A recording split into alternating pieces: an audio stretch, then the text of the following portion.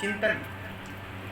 अब सभी ब्रजवासी भगवान का चिंतन कर रहे हैं, जो भगवान का चिंतन कर रहे हैं। अब आगे आगे भगवान, पीछे पीछे ब्रजवासी। कहाँ पहुंचे? श्री गोवर्धन महाराज जी के पास पहुंचे। भगवान क्या बोले? थोड़ो थोड़ो लगाओ सहारा, खड़े हो जाएंगे गोवर्धन हमारा। भगवान का ये स्वभाव है। स्वभाव कैसा है? भगवान नहीं बताना चाहते हैं कि मैं भगवान हूं। क्या कहते हैं कि सबको सहारा लगाना पड़ेगा, सबको प्रयास करना पड़ेगा, मेरे अकेले की बस की बात नहीं है उठाना। बोले सबको प्रयास करना पड़ेगा। बोले ठीक है। अब किसी ने हाथ लगाया, किसी ने छड़ी लगाई उठाने के लिए।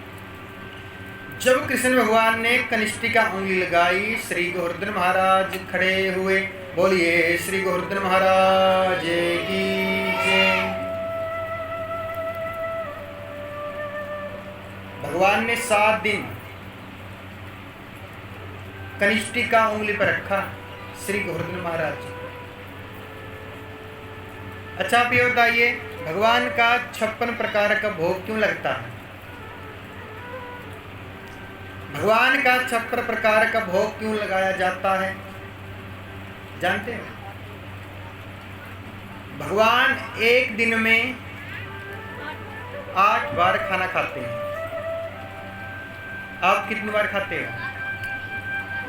2 बार कि 3 बार? हम कितनी बार खाते हैं? बोले हमको नहीं लगता पंडित जी आप 1 बार भी खाते होंगे। है ही नहीं कुछ, बिल्कुल सुकड़े हो।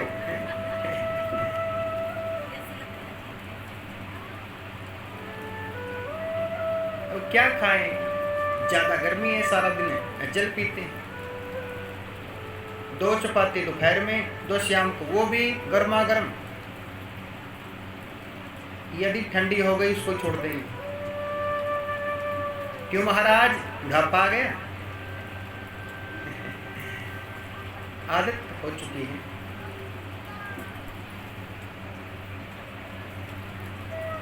भगवान एक दिन में 8 बार भोजन खाते हैं और भगवान ने 7 दिन कुछ नहीं खाया। खाने की छोड़ो, भगवान ने जल तक नहीं पिया 7 दिन। सत्तोवट्ठी, इसलिए भगवान का 56 प्रकार का भोग लगता है।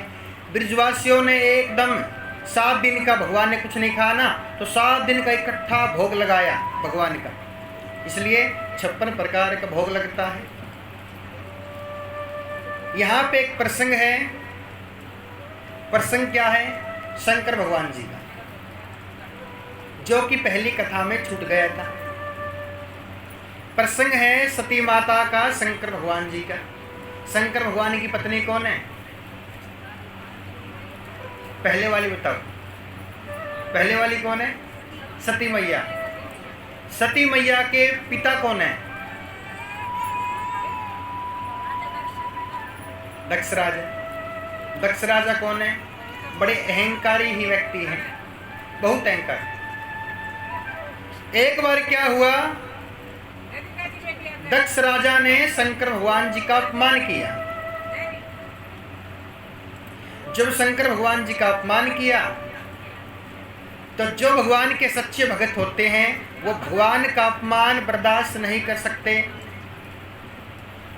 नंदीश्वर भगवान का अपमान बर्दाश्त न कर पाए। नंदीश्वर ने क्या किया? दक्ष राजा का अपमान किया। दक्ष राजा ने शंकर भगवान जी का अपमान किया, नंदीश्वर ने दक्ष राजा का अपमान किया। और ऐसा अपमान किया कि शर्म के मारे गर्दनें झुक पड़ी, शर्मिंदगी महसूस कर रहे हैं। और ये दक्ष राजा बड़े अहंकारी ही व्यक्ति हैं।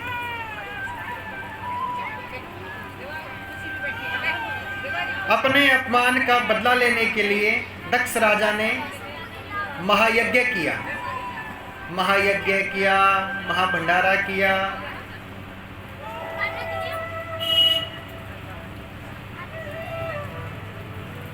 गाजर मूली क्यों बेच रहे हो? शांत हो जाओ। हाँ दादी वाले क्या?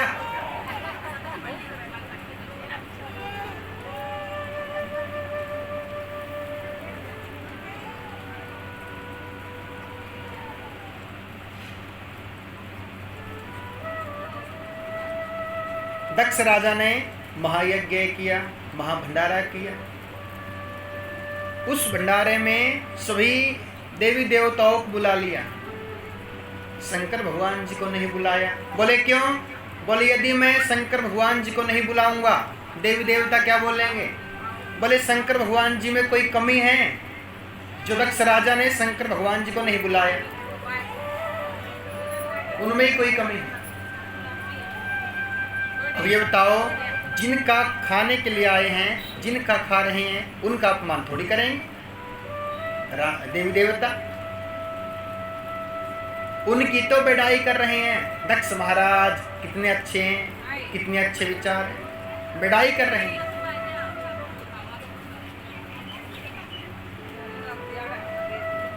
ये वस्त्र किसके हैं? वस्त्र किसके हैं? थोड़ा कष्ट करोगे? मैंने कल बोल दिया था जो वस्त्र लेके आए अपने पास रखें। ये भी उठा लो, जिनके हैं ये पीछे ले आओ, पीछे पीछे रखो। ये प्रसाद है पॉलिथीन में, ये भी उठा लो।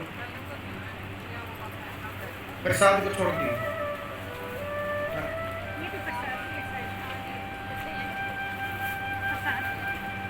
यहाँ ले आओ प्रसाद, उसको छोड़ दो। हाँ अपने पास रखो मैया, अपने पास रखो वस्त्र, यहाँ मत रखो, पीछे रखो।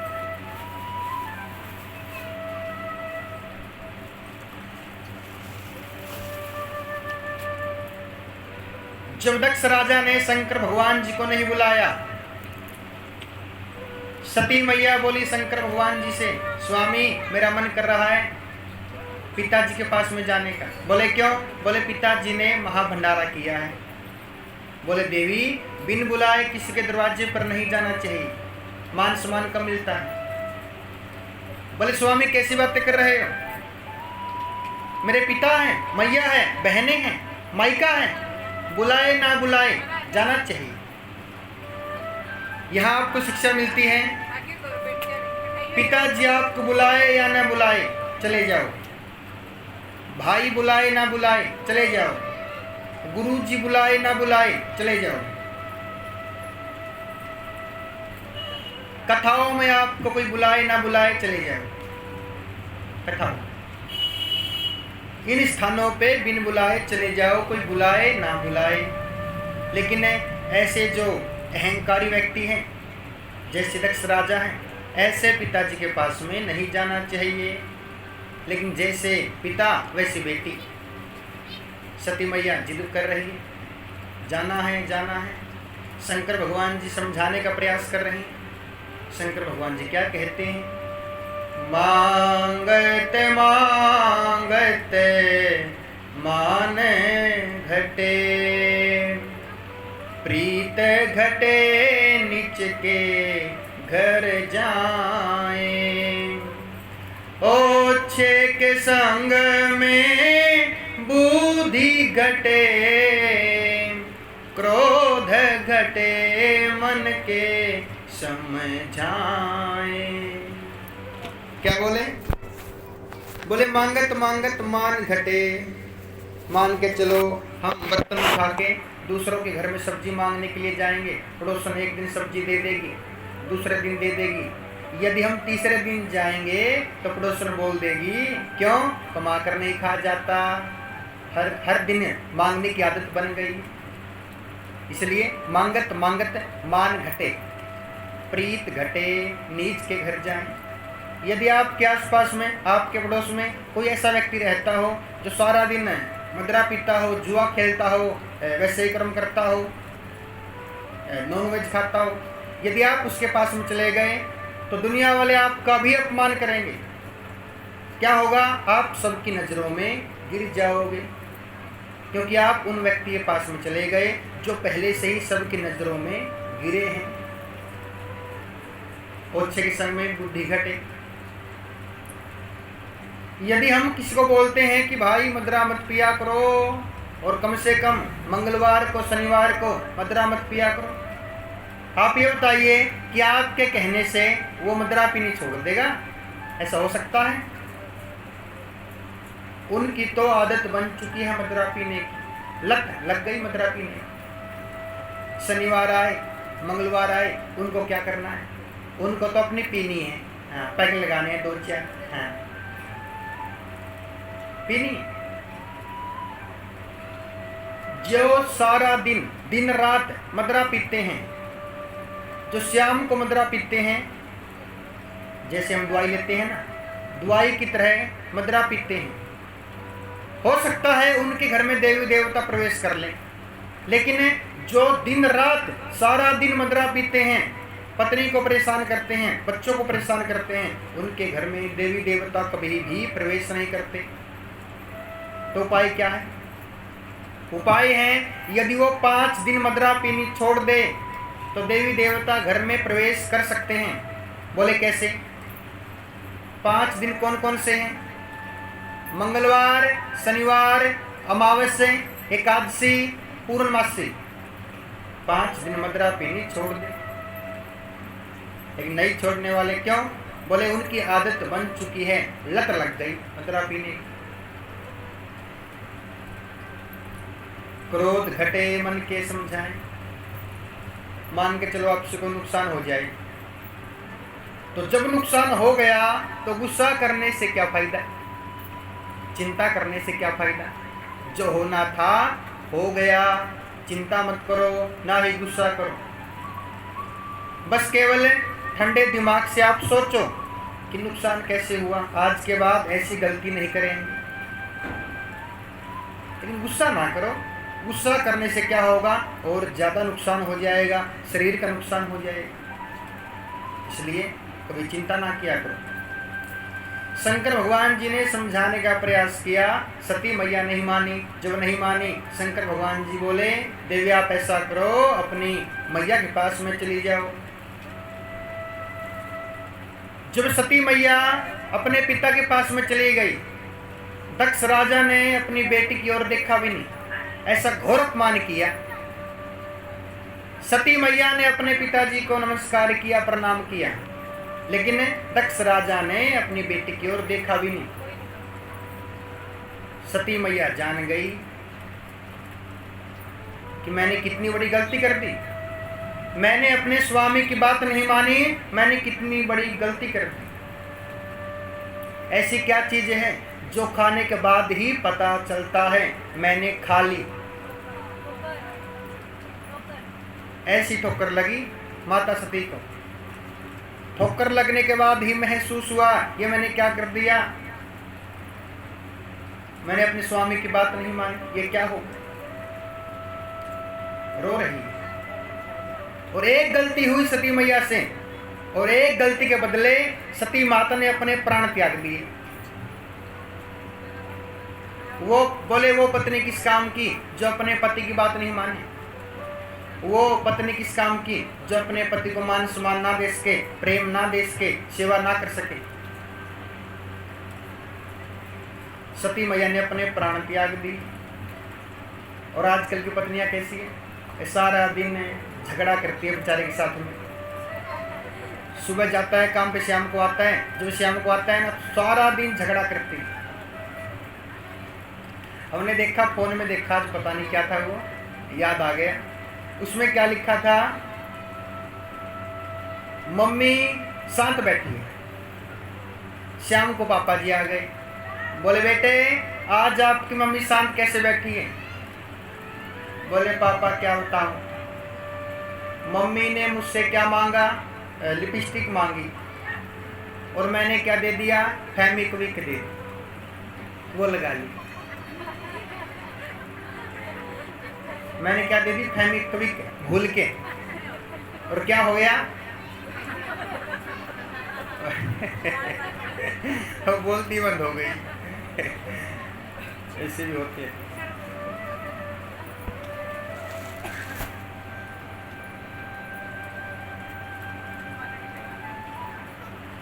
सती मैया ने अपने प्राण त्याग दिए और मरते मरते सती मैया ने क्या कहा, स्वामी यदि मेरा अगला जन्म होता है तो मैं आपकी ही पत्नी बनना चाहती हूँ। प्राण त्याग दी। सती मैया का दोबारा से जन्म हुआ। सती मैया का जन्म हुआ माता पार्वती के नाम से, और माता पार्वती की शादी हुई शंकर भगवान जी के साथ में। शंकर भगवान जी ने क्या किया, पहले दक्ष राजा को मार दिया, गर्दन उखाड़ दी, उसके बाद में बकरे की गर्दन लगा दी।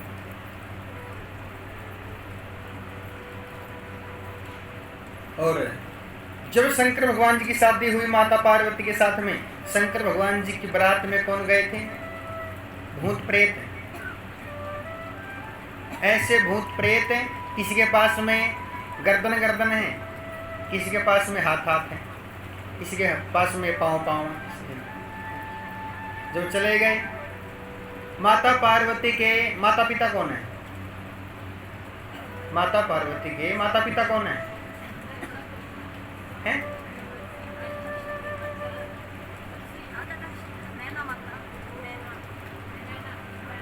हिमाचल मैना माता पार्वती के माता पिता, हिमाचल मैना।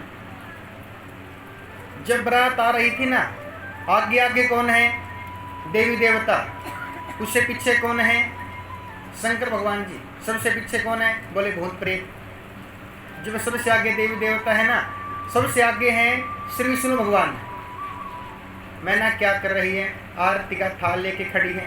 बोले आहा कितना सुंदर दामाद है, कितना सुंदर है। देव ऋषि भगवान बोले ये आपके दामाद नहीं है। बोले तो, बोले आपके दामाद पीछे पीछे आ रहे हैं। बोले ठीक। इंद्र भगवान आ गए, बोले कितने सुंदर है दामाद। बोले ये आपके दामाद नहीं है। बोले तो, बोले वो तो पीछे पीछे आ रहे हैं। बोले ठीक है। अब जैसे पीछे पीछे आए, पीछे पीछे क्या आए, शंकर भगवान जी तो मैना के सामने खड़े हो गए। बोले दामाद कहाँ हैं, बोले आपके सामने खड़े हैं। बोले ये दामाद है, बोले हाँ। बोले मेरी बेटी के भाग्य फूट गए। ऐसे दामाद। गले में क्या पहन के आए, ये सर्प, सर्प की माला। तन पे क्या लगा के आए हैं, बोले भभूति। और जटाएं कैसी हैं, जिन पे कैसी हैं, जटाएं लंबी लंबी, लंबे लंबे केस। और गला कैसा है, गला कंठ। बोले ये दामाद कैसे हैं, मेरी बेटी के तो भाग्य फूट गए। एक बार तो मैना चित हो गई। जब चित हो गई, देव ऋषि भगवान ने उठाया। देव ऋषि भगवान ने बताया इनका मन कैसा है, इनमें अच्छाई क्या है। अच्छाई बताई, कलाई, कलाई कितनी है, अच्छाई कितनी है। उसके बाद में मैना प्रसन्न हुई और शंकर भगवान जी की शादी हुई माता पार्वती के साथ में। बोलिए शंकर भगवान की जय।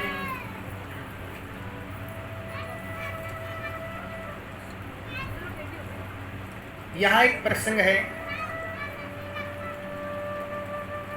कृष्ण भगवान जी के एक मित्र हैं वृंदावन में। मित्र कौन है, ग्वालम। एक मित्र है ग्वालम। ग्वालम का रिश्ता हो गया बरसाने की छोरी के साथ में। जब बरसाने की छोरी के साथ में रिश्ता हो गया, तो जब शादी हुई थी ना, जो वो छोरी है उनका नाम क्या है, माधवी। जब माधवी की शादी हुई, माधवी 15 साल की थी। माता पिता बोले बेटे ऐसा करना, 3-4 साल बाद आना और ले जाना, 18-19 साल की हो जाएगी। बोले ठीक है। अब ग्वाला चल दिया अपने पत्नी को लेने के लिए। माधवी 18 साल की हो गई। जब चल पड़े वृंदावन में, रास्ते में कृष्ण भगवान बोले मित्र कहाँ चले। बोले मैं चला अपनी पत्नी को लेने के लिए बरसाने में।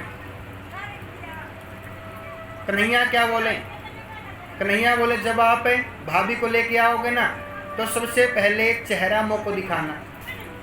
मैं सबसे पहले भाभी का चेहरा देखना चाहता हूँ। बोले ठीक है, चिंता ना करो, सबसे पहले चेहरा तो कोई दिखाऊंगा।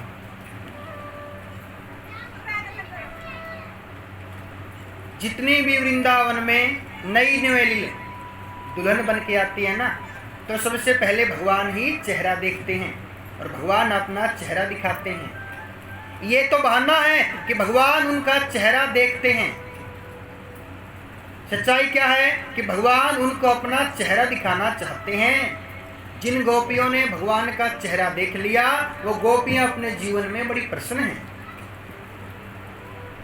ताकि गोपियों के जीवन में कोई दुख ना आए, इसलिए भगवान चेहरा दिखाते हैं। ये बहाना करते हैं कि मैं चेहरा देखना चाहता हूं। कृष्ण की लीलाएं क्या हैं? जब भागवत सुनोगे ना तब पता चलेगा कि भगवान की लीलाएं क्या हैं। कहीं तो बोल देते हैं कि भगवान ने क्या किया, काहे के भगवान? बोले भगवान ने गोपियों के वस्त्र चुरा लिए। गोपियां स्नान कर रही थी और कन्हैया ने गोपियों के वस्त्र चुरा लिए। बोले क्यों? बोले इसलिए कहीं नग्न अवस्था में नहाने की रीत ना लग जाए, खुले में नहाने की रीत ना लग जाए, इसलिए वस्त्र चुरा लिए उनको शिक्षा देने के लिए कि खुले में स्नान नहीं करना चाहिए। ये रहस्य होता है। पहले कथा सुनो तो पता चलेगा कृष्ण भगवान ने ऐसा ऐसा क्यों किया। तो ग्वाला चला गया बरसाने में अपनी पत्नी को लाने के लिए। माधवी तैयार हुई। मैया क्या कर रही है? मैया माधवी को विदा कर रही है। मैया बोली सुनो माधवी, अब तुम वृंदावन में जा रही हो और वृंदावन में एक लड़का है जिनका नाम है कृष्ण, और तुम ऐसा करना, ना तो कृष्ण को अपना चेहरा दिखाना, ना कृष्ण का चेहरा देखना। बोले क्यों? बोले वो कृष्ण बड़ा खतरनाक है, उस कृष्ण के नयन बहुत खतरनाक हैं। यदि एक बार तुमने कृष्ण को देख लिया अपने पति को भूल जाओगी और कृष्ण के पीछे पागल हो जाओगी। ऐसे कृष्ण है वो। बोले भैया आप चिंता ना करो। अब वो ग्वाला अपनी पत्नी को वृंदावन में लेके आए। जैसे वृंदावन में प्रवेश किया सामने कृष्ण भगवान खड़े हैं चेहरा देखने के लिए। बोले मित्र आ गए? बोले आ गया। बोले चेहरा दिखाओ। ग्वाला बोला अपनी पत्नी से देवी ऐसा करो, ये मेरे मित्र हैं, आप मेरे मित्र को चेहरा दिखा दो। जैसे माधवी ने चेहरा दिखाने का प्रयास किया, माधवी ने घूंघट किया है। जैसे घूंघट उठाने का प्रयास किया, ग्वाला बोला ये मेरे सबसे प्रिय मित्र है, इसका नाम है कृष्ण। नाम बता दिया। बोले इनका नाम है कृष्ण। जैसे माधवी ने नाम सुना दोबारा से घूंघट कर लिया। जितना पहला था ना उससे भी ज्यादा कर लिया घूंघट। बोले देवी क्या कर रही हो? चेहरा दिखाने के लिए बोला है, ना कि छुपाने के लिए। माधवी कहती है सुनो, ना तो इनको अपना चेहरा दिखाऊंगी ना इनका चेहरा देखूंगी। कन्हैया बोले भाभी ऐसा मोरे चेहरे में क्या लगा है जो तुम मेरा चेहरा नहीं देखना चाहती? चलो मेरे चेहरे की छोड़ दो, अपना दिखा दो, अपना दिखा दो। बोले ना दिखाऊंगी ना देखूंगी। बोले ऐसा क्या? कन्हैया बोले ग्वाले से मित्र क्या कर रहे हो, समझाओ। ग्वाला समझा रहा है देवी क्या कर रही हो, ये कृष्ण है। सभी गोपियां सबसे पहले कृष्ण को चेहरा दिखाती है और तुम क्या कर रही है? और जिन गोपियों ने कृष्ण का चेहरा देखा है वो गोपियां अपने जीवन में बड़ी प्रसन्न हैं, चेहरा दिखा दो। बोले जिद मत करो, यदि जिद करोगे ना तुम से भी जाऊंगी, वापस भाग जाऊंगी, जिद मत करो। बोले ठीक है। बोले मित्र मैं क्या करूं, मना कर रही। कृष्ण को आ गया गुस्सा, भगवान को गुस्सा आ गया। भगवान बोले भाभी यदि ये बात है तो एक दिन ऐसा आएगा कि आप मेरे पास में आओगी चेहरा देखने के लिए, आप तरसोगी चेहरा देखने के लिए। एक दिन ऐसा आए। भगवान चले। जब भगवान चले गए तो माधवी, एक दिन की बात है, माधवी अपनी सहेलियों के साथ में जल लेके आ रही थी। यमुना महारानी से जल लेके आ रही थी मटकी में। पता चला कि सामने से कृष्ण आ गया। माधवी ने क्या किया, मटकी को फोड़ दिया, भाग पड़ी अपने घर की ओर। एक दिन 2-4 सखियां गली में बैठ के चर्चा कर रही थी। पता चला सामने से कृष्ण आ गया, भाग पड़ी अपने घर की ओर। कहने का तात्पर्य है कि ना तो माधवी ने भगवान का चेहरा देखा, ना भगवान को अपना चेहरा दिखाया। और जब इंद्र भगवान रुष्ट हुए, 7 दिन बारिश चली, ब्रजवासी यहाँ वहाँ भाग रहे हैं, तूफान चल रहा है।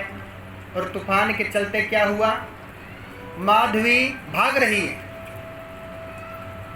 माधवी अपनी सहेलियों के साथ में भाग रही है, तूफान चल रहा है। तूफान के चलते क्या हुआ, वो जो दुपट्टा है, वो जो चुन्नी है, उड़ गई तूफान के चलते। जैसे दुपट्टा उड़ा, नैन पड़े कृष्ण भगवान की कनिष्ठिका उंगली पे। नैन कहाँ पड़े, कृष्ण भगवान की कनिष्ठिका उंगली पे। जैसे माधवी ने कृष्ण भगवान की कनिष्ठिका उंगली देखी, उसके बाद में पतली पतली कलाई, उसके बाद में घुंघराले बाल, उसके बाद में नैन। जैसे माधवी ने भगवान का पूरा चेहरा देख लिया, माधवी अपने आप को ही भूल गई। बारिश चल रही है, तूफान चल रहा है, मैं कौन हूँ, कहाँ से आई हूँ, सब कुछ भूल गई। भगवान की छवि देखने के बाद भगवान के ऊपर मोहित तो हो गई, ऐसी बावली हो गई माधवी। ध्यान है बिल्कुल, नैन कृष्ण भगवान की ओर है। माधवी बोली सहेली से, ए बहन सुन। बोले हाँ।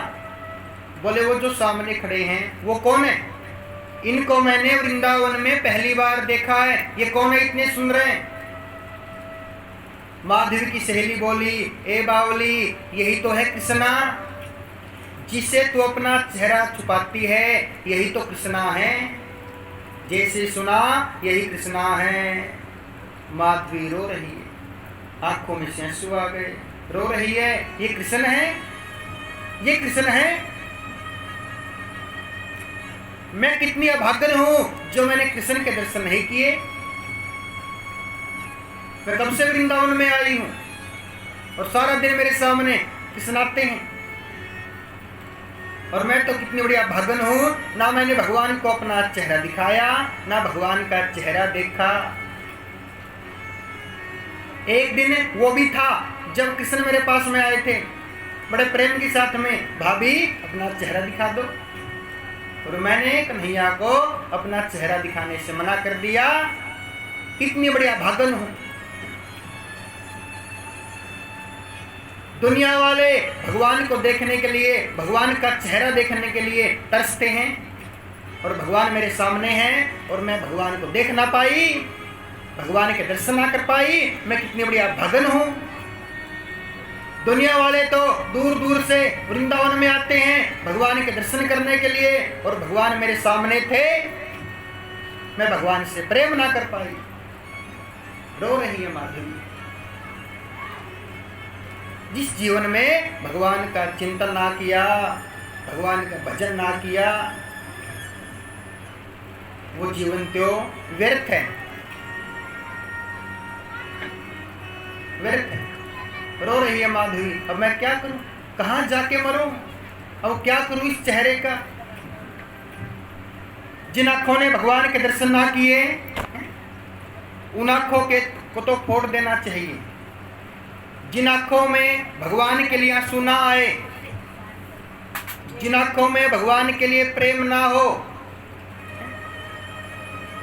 जिन आंखों ने भगवान के दर्शन ना किए, उन आंखों में तो मृत झोंक देनी चाहिए, उन आंखों को तो फोड़ देना चाहिए। रो रही है माधवी। अब मैं क्या करूं, कहां जाके मरूं। अपनी मैया के पास में चली गई। मैया ये तूने क्या किया मेरे साथ में। उस कन्हैया का चेहरा देखने के लिए दुनिया तरसती है, और तुमने मना कर दिया कि कृष्ण का चेहरा मत देखना। अब मैं क्या करूं। वो कृष्ण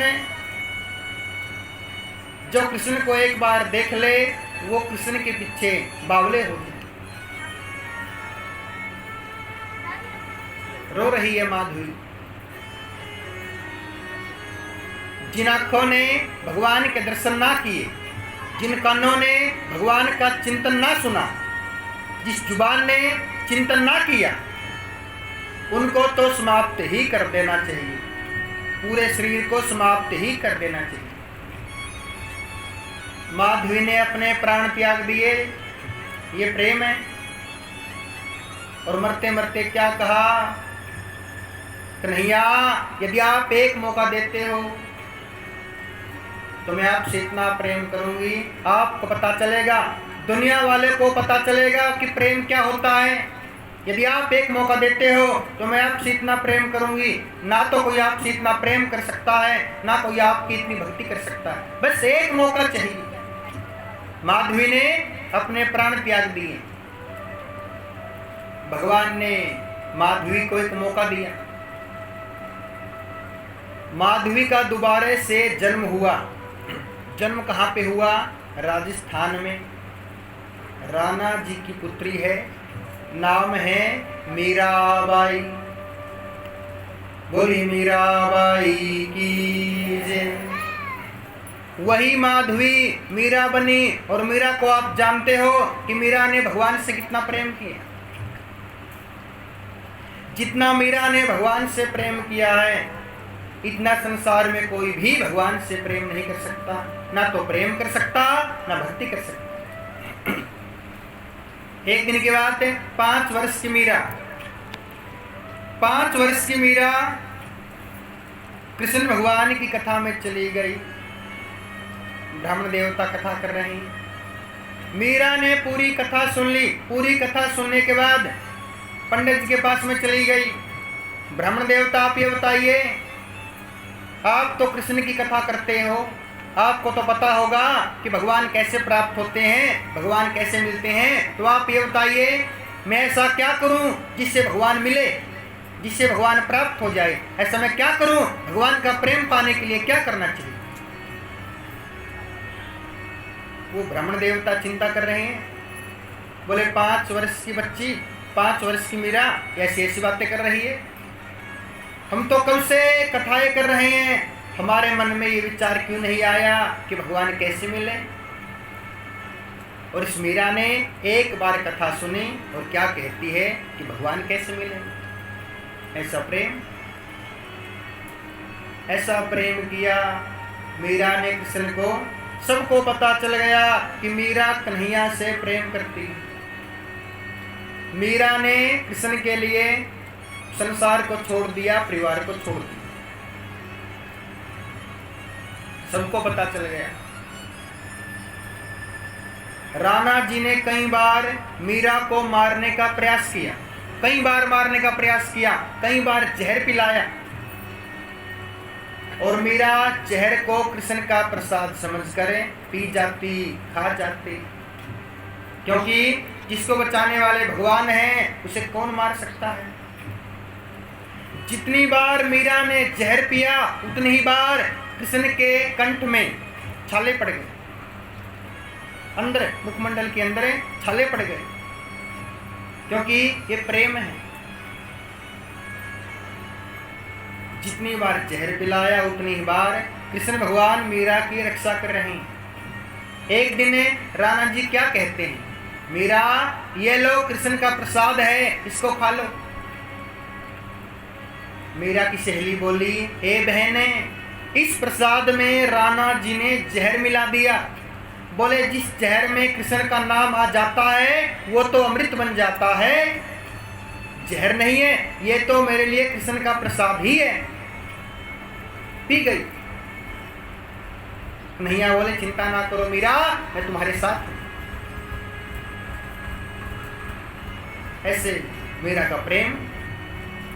और मीरा कन्हैया के प्रेम में ऐसी बावली हो गई, ऐसी दीवानी हो गई, ऐसी लागी लगन, हो मीरा हो गई मगन।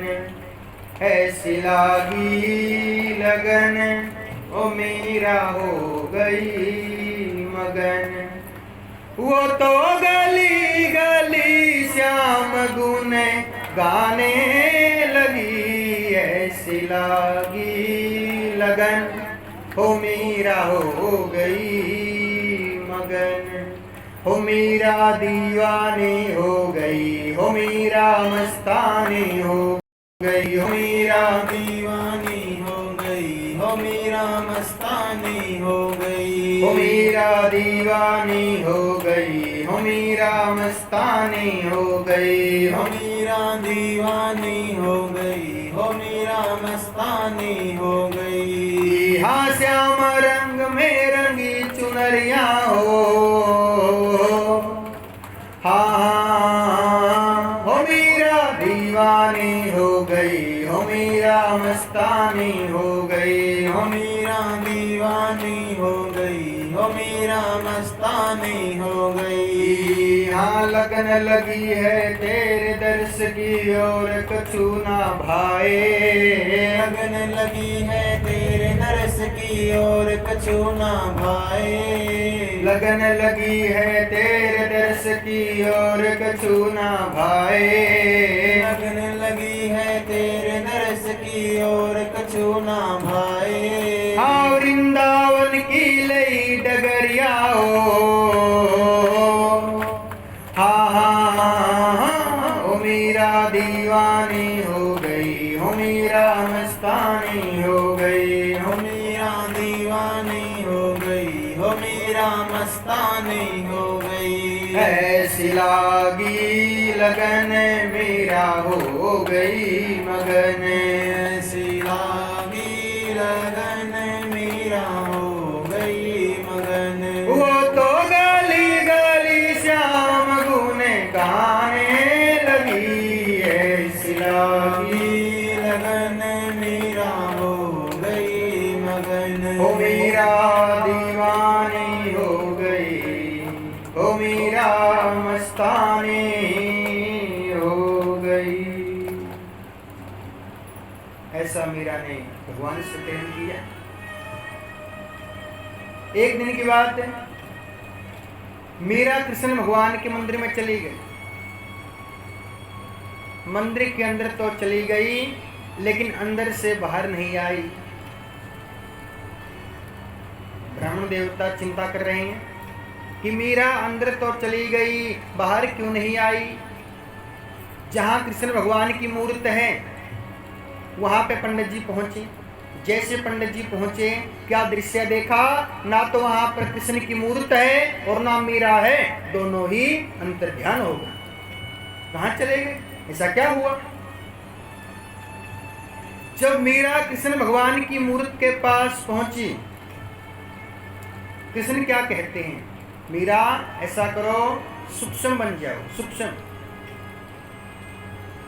मीरा सूक्ष्म बन गई और मीरा क्या कहती है कन्हैया से, कन्हैया आप ये बताइए, जिसको संसार स्वीकार नहीं करता क्या आप उसको स्वीकार करते हो। भगवान बोले ये सत्य है कि जिसको संसार स्वीकार नहीं करता उसे मैं स्वीकार करता हूं, मैं तुमको स्वीकार करता हूं। मीरा सूक्ष्म बन गई और मीरा ने कृष्ण भगवान के हृदय में प्रवेश कर लिया और कृष्ण भगवान मीरा समेत अपने धाम को चले गए। बोलिए कृष्ण कन्हैया लाल की जय, मीराबाई की जय। ऐसा प्रेम किया मीरा ने कृष्ण भगवान से। और जो भगवान के लिए संसार को छोड़ देते हैं, परिवार को छोड़ देते हैं, उनको भगवान स्वीकार कर लेते हैं, उनको भगवान अपना लेते हैं। मीरा क्या है, राधा क्या है। राधा कृष्ण से प्रेम करती है, मीरा कृष्ण से प्रेम करती है, लेकिन दोनों का प्रेम अलग अलग है। राधा केवल कृष्ण भगवान से प्रेम करती है और मीरा कृष्ण भगवान से प्रेम भी करती है और कृष्ण भगवान की भक्ति भी करती है। और जितनी भक्ति मीरा करती है कृष्ण भगवान की, ना तो कोई इतनी भक्ति कर सकता है, ना कोई इतना प्रेम कर सकता है। ये प्रसंग है मीरा का। यहाँ आपको शिक्षा मिलती है यह सब प्रेम होना चाहिए। या तो मैया का प्रेम हो, पिताजी का प्रेम हो, भाई का प्रेम हो, बहन का प्रेम हो, पत्नी का प्रेम हो, ऐसा प्रेम होना चाहिए। जैसे हनुमान जी राम जी से प्रेम करते हैं, जितना हनुमान जी राम जी से प्रेम करते हैं इतना संसार में कोई भी राम जी से प्रेम नहीं करता। करता है कोई नहीं करता। आपने सुना है हनुमान जी का एक बेटा है, बेटा है। हनुमान जी क्या है? बाल ब्रह्मचारी। तो बेटा कहाँ से आ गए? बोले है। अच्छा, पता है नाम क्या है? हाँ चलो, कईयों को पता भी नहीं है कि नहीं है। मकर ध्वज नाम क्या है? मकर ध्वज नाम है। और पुत्र कहाँ से आया?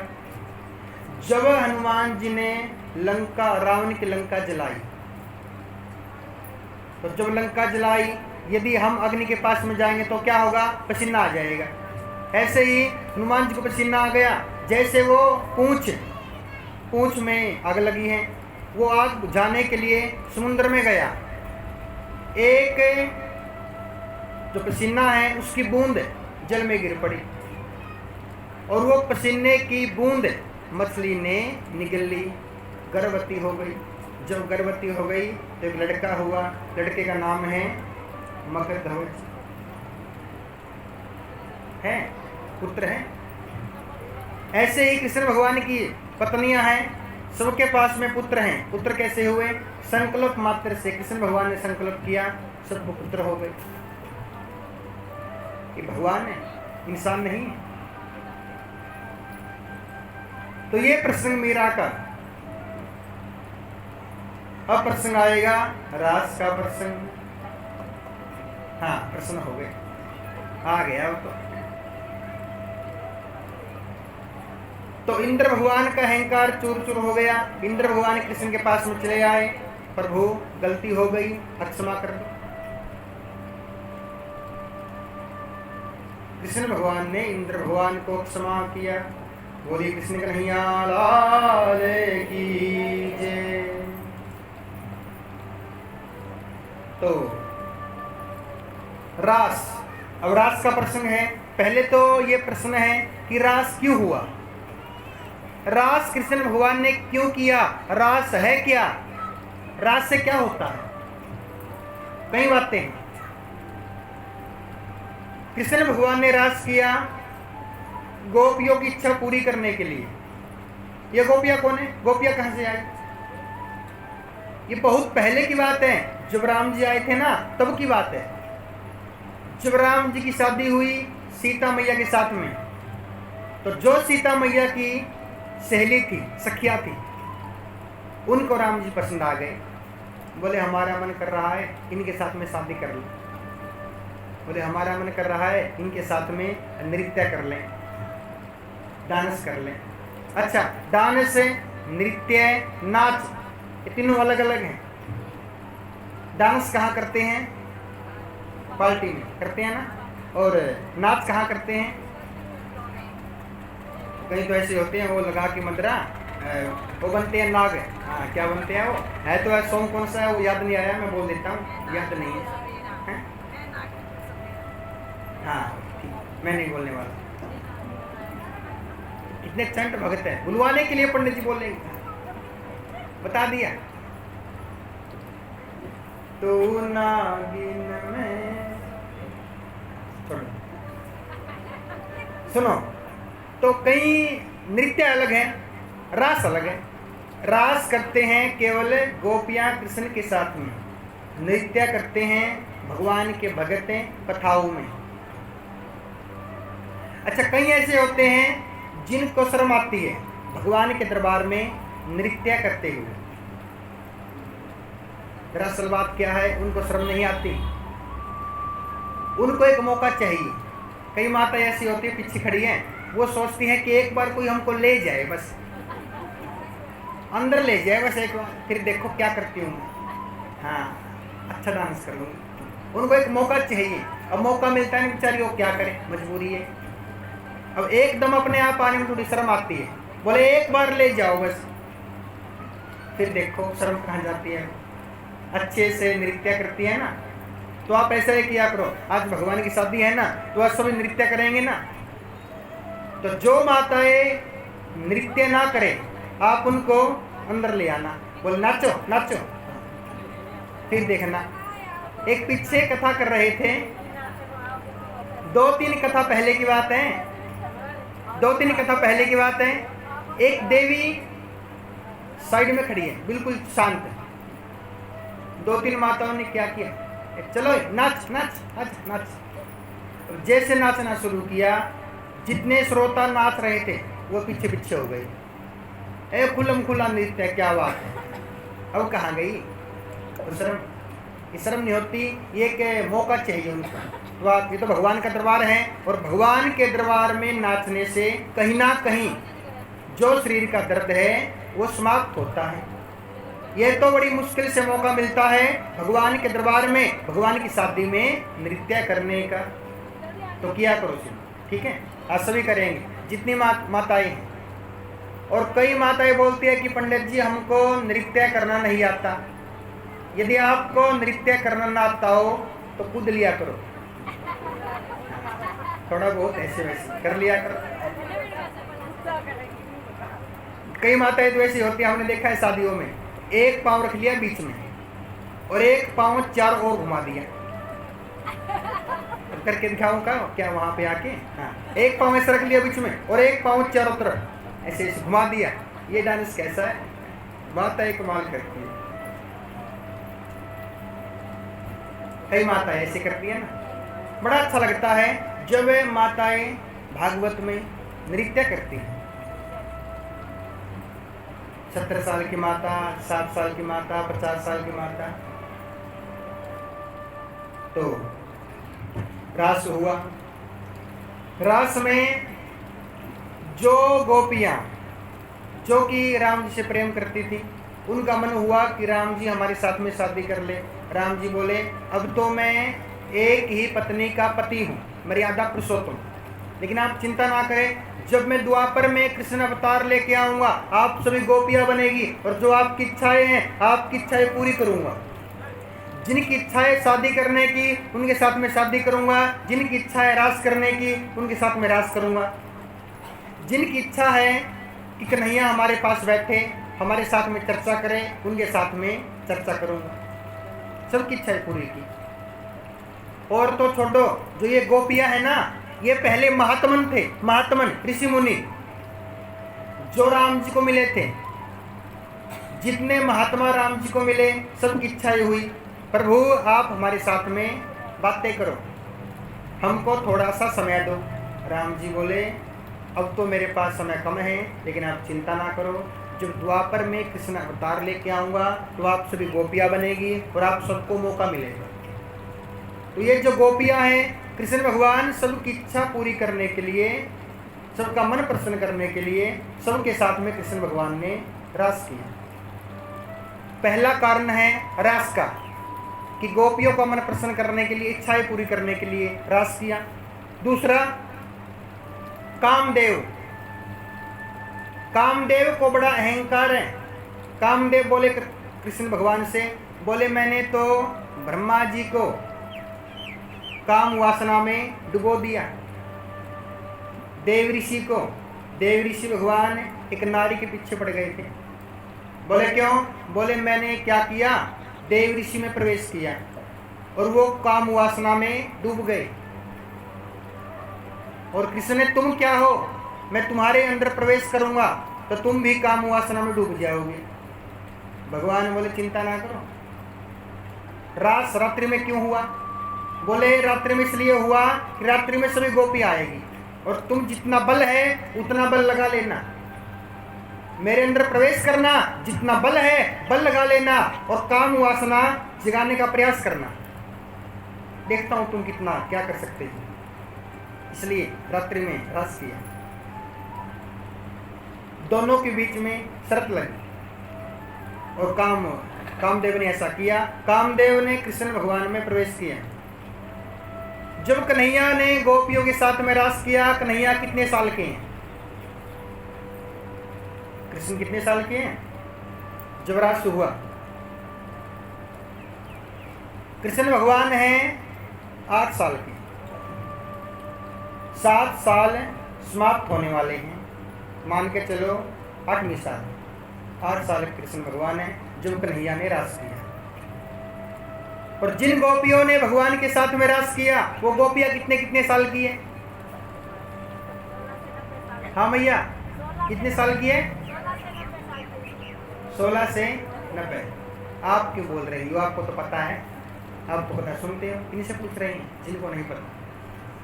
16 से लेके 90 साल तक की। अच्छा, जो होते हैं नास्तिक, नास्तिक क्या बोलते हैं? नास्तिक बोलते हैं कि कृष्ण भगवान ने जो कि जुबान थी 16 से लेके 30 साल तक की गोपी, केवल उनके साथ ही कृष्ण भगवान ने रास किया, क्योंकि वो भगवान से प्रेम नहीं करते, भगवान को नहीं जानते। लेकिन सत्य क्या है? सत्य है 16 साल से लेके 90 साल तक की गोपी के साथ में भगवान ने रास किया, जिनकी उम्र है 16 से लेके 90 साल तक की, जो कि उम्र के हिसाब से कृष्ण भगवान की परदादी लगती है ना। कहाँ 8 साल और कहाँ 90 साल हो गया, परदादी बन गई। हाँ, अवरात्रि में दिन कौन सा है? शरद पूर्णिमा। शरद पूर्णिमा में कृष्ण भगवान ने रास किया। कन्हैया क्या कर रहे हैं?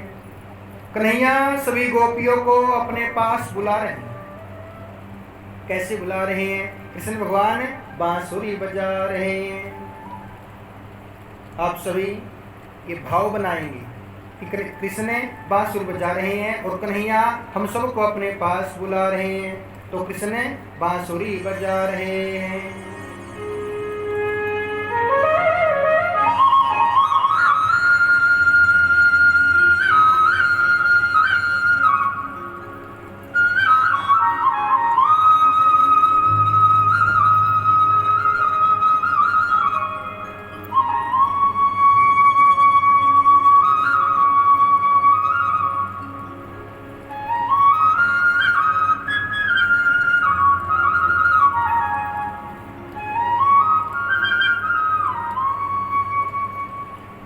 जब कन्हैया ने बांसुरी बजाई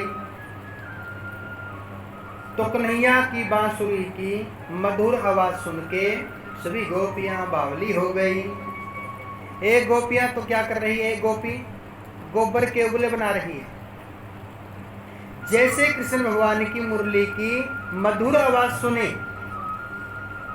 ऐसी भाग पड़ी।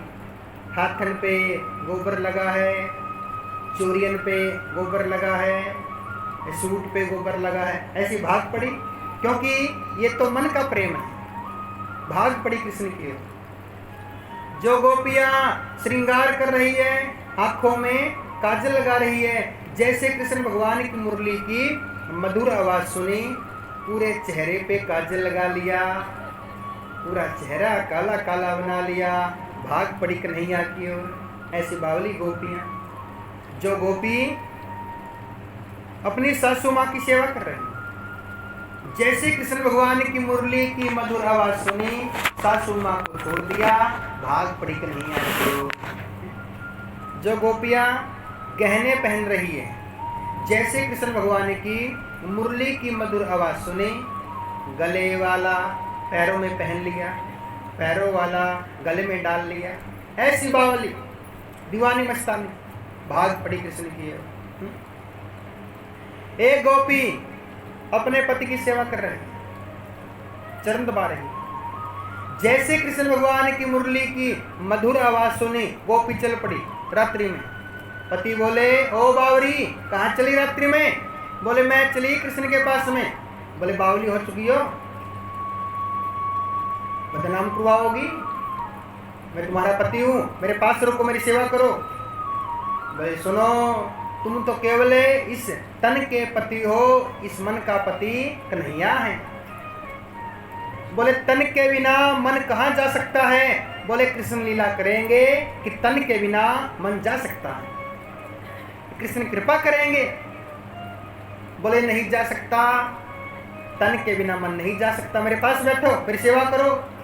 गोपी ने कृष्ण को याद किया, कन्हैया ऐसी लीला करो, ये जो मन है मन को अपने पास ले जाओ, और ये जो तन है तन को छोड़ दो पति के पास में।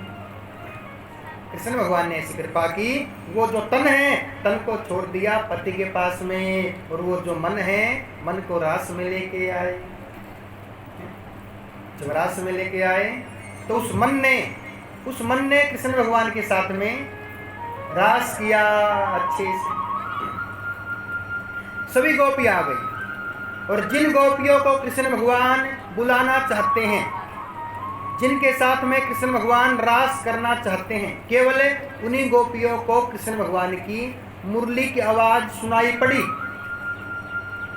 जिनको भगवान कथा में बुलाना चाहते हैं, केवल वही श्रोता वही भगत कथा में आएंगे कथा सुनने के लिए। भगवान ही कृपा करते हैं।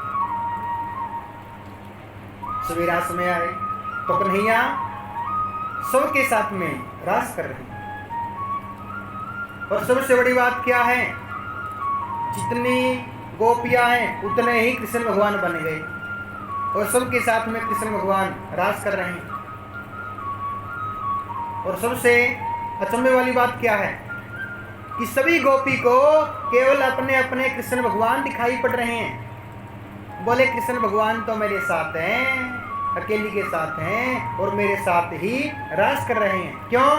बोले इसलिए क्योंकि कन्हैया मुझसे ही प्रेम करते हैं, इसलिए सबको छोड़ के मेरे साथ ही रास कर रहे हैं। ऐसा नहीं है, जो भगवान से प्रेम करते हैं भगवान तो उन सबके साथ ही रास करते हैं। और ये सभी गोपियां भगवान से बराबर का प्रेम करती हैं, इसलिए भगवान सबके साथ में रास कर रहे हैं। जब रास कर रहे हैं, माता पार्वती तैयारी कर रही है रास में आने की। शंकर भगवान जी बोले तुम कहाँ चली? बोले मैं चली रास में। बोले मैं भी चलूंगा। बच्चों वाली बात कर रहे हैं। बोले मैं भी चलूंगा। बोले तुम क्या करोगे? बोले क्यों? बोले वहां अकेले कृष्ण पुरुष है, बाकी सभी गोपियां हैं, और कृष्ण के सिवा दूसरा पुरुष नहीं जा सकता। बोले ऐसा करो, साड़ी पहना दो, गोपी बना के ले चलो। माता पार्वती बोली सुनो, गोपी तो बना दूंगी, लेकिन आपका चेहरा कृष्ण पहचान लेंगे। बोले चिंता ना करियो, मैं घूंघट कर लूंगा, बस एक बार लेके चलो। इसे कहते हैं भाव, इसे कहते हैं भगवान के प्रति प्रेम। कि शंकर भगवान जी भी गोपी बन गए। अपनी 2-4 कथा है, रास वाली कथा, उसमें रास का भजन है। आपने देखा होगा, कहीं तो पुरुष रुमाल लेके ऐसे घूंघट करके रास करते हैं। क्यों? जब शंकर भगवान जी गोपी बन सकते हैं, हम किस खेत की मूली हैं? सभी निराश किया भगवान के साथ में। बहुत फर्क पड़ गया संगत का। मैंने बोला था सभी टाइम पे आएंगे। रास का समय है, टाइम था रास का 6 बजे का। मैंने वैसे ही बोल दिया था कि आ जाएंगे, वैसे ही बोल दिया कि आ जाएंगे। 4:30 बजे तो पूजा का टाइम होता है। हाँ, कि आ जाएंगे अच्छे से। मैं चाहता हूँ कि आप सभी रास में सम्मिलित हो। मैंने क्या बोला था कि वो पहन के आएंगे लाल और पीला, कहीं तो काला काला पहन के आ गए। काला काला काला काला कवाए गुजेरी। हाँ, चलिए रास का समय हो चुका है, अब रास करेंगे। बोलिए शंकर भगवान की जय, कृष्ण कन्हैया लाल की जय। जिनकी उम्र 90 तक है वो सभी माताएं कृष्ण के साथ में रास करेंगी, और जो 90 से ऊपर हैं वो रास नहीं करेंगे। अब 90 से ऊपर कौन है? बोले महाराज कोई है ही नहीं, सभी कम हैं। आप कितने की हो मैया? आप कितने की हो? 70 की। सभी रास करेंगे, खड़े हो जाएंगे सभी अपने अपने स्थान पे।